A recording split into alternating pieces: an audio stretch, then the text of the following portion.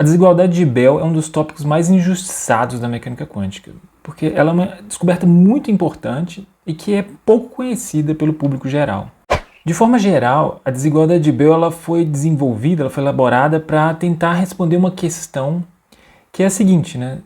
O mundo é incerto, ou seja, a incerteza é uma característica do mundo mesmo? Ou será que as nossas teorias que são limitadas e aí nós não conseguimos fazer previsões exatas sobre o que vai acontecer no futuro?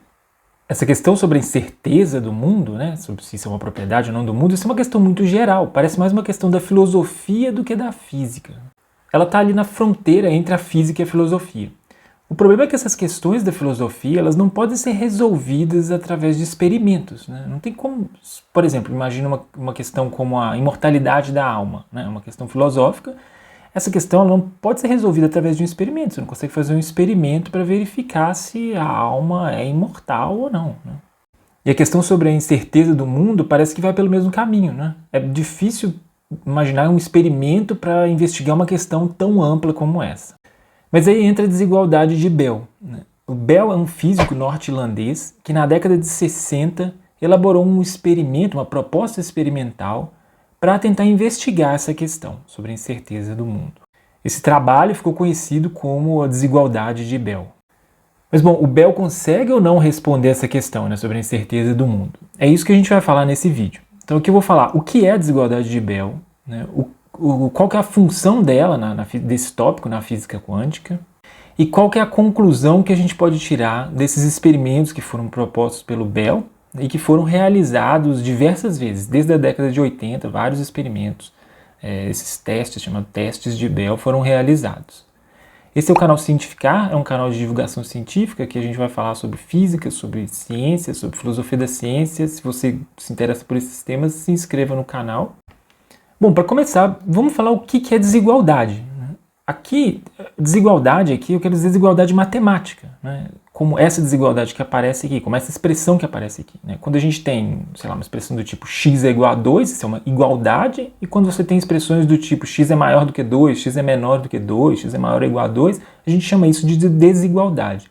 Então, o que o Bell mostra no trabalho dele é uma desigualdade. Essa é a desigualdade de Bell, né?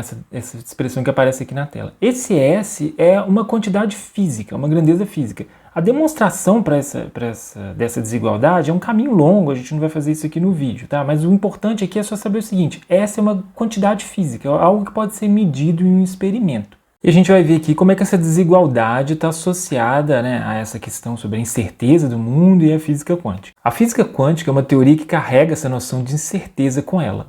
É impossível separar a física quântica da noção de incerteza. A noção de indeterminação, de acaso, ela está ali já na própria formulação da teoria. Tá? Alguns postulados da teoria falam sobre situações probabilísticas. Portanto, a incerteza é algo intrínseco, é interno na teoria. Bom, essa é a formulação tradicional da mecânica quântica. Agora, é possível pensar numa formulação alternativa, né? Alguma formulação que exclui a noção de incerteza? A resposta é sim, e isso foi feito algumas vezes. O caso mais famoso é de uma teoria alternativa formulada por um físico chamado David Bohm. É uma teoria que hoje ele considera algumas hipóteses que não estão presentes na formulação tradicional da mecânica quântica. A gente chama esse tipo de teoria de variável oculta, porque ele considera algumas variáveis que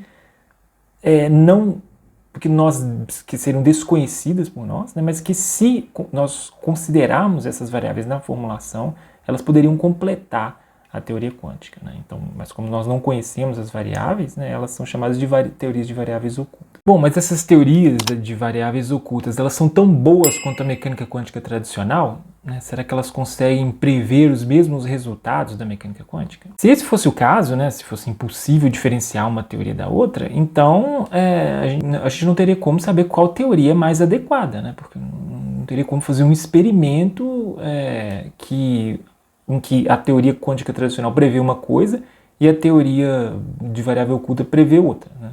Se não existir essa possibilidade, então não tem como falar qual teoria é mais adequada para descrever a natureza.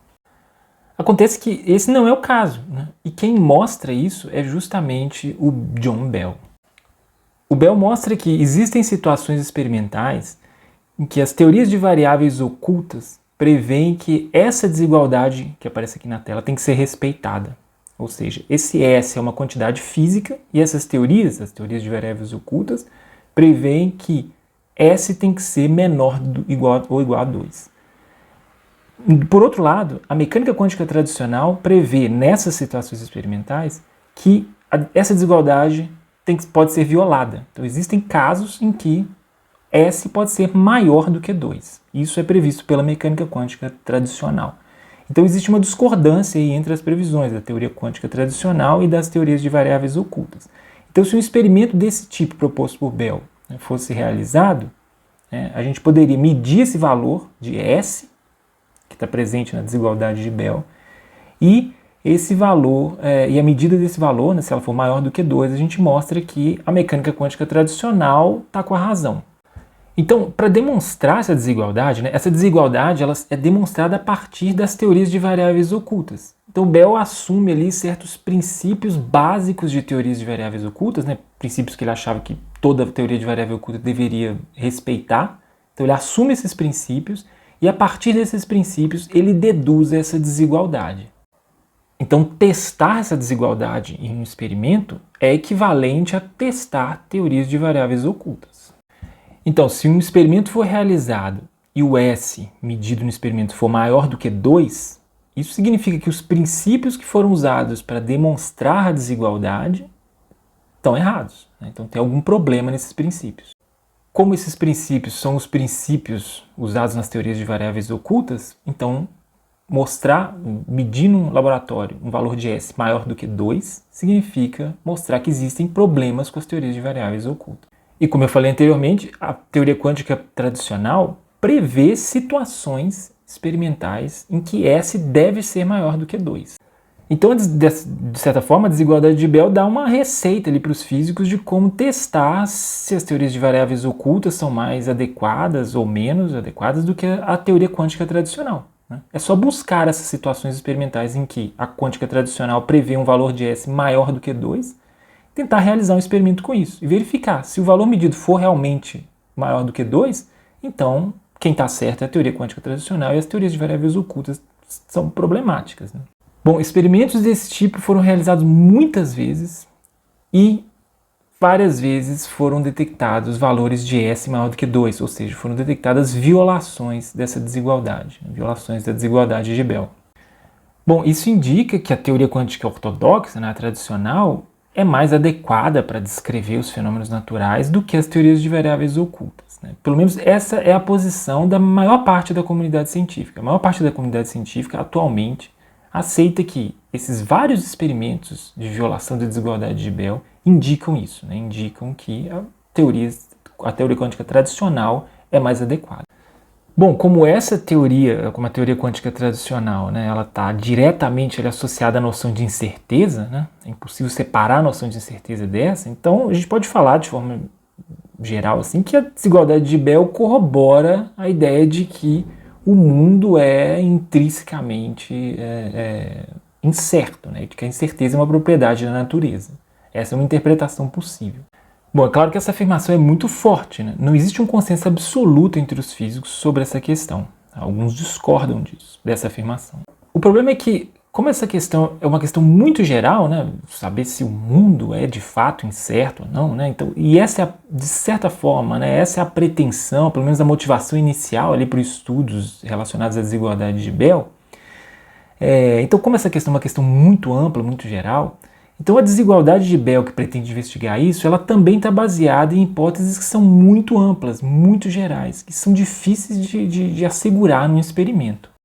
Por exemplo, uma das hipóteses usadas pelo Bell pode ser associada à noção de livre-arbítrio, sobre liberdade humana, como foi feito aqui nesse artigo de 2018.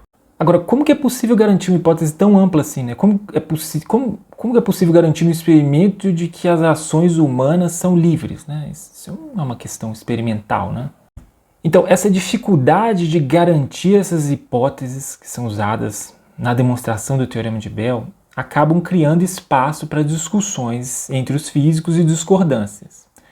No próximo vídeo dessa série sobre desigualdade de Bell, a gente vai falar sobre isso, sobre quais são as hipóteses usadas no Teorema de Bell e por que elas são tão difíceis assim, por que é tão difícil assegurar a validade dessas hipóteses no experimento.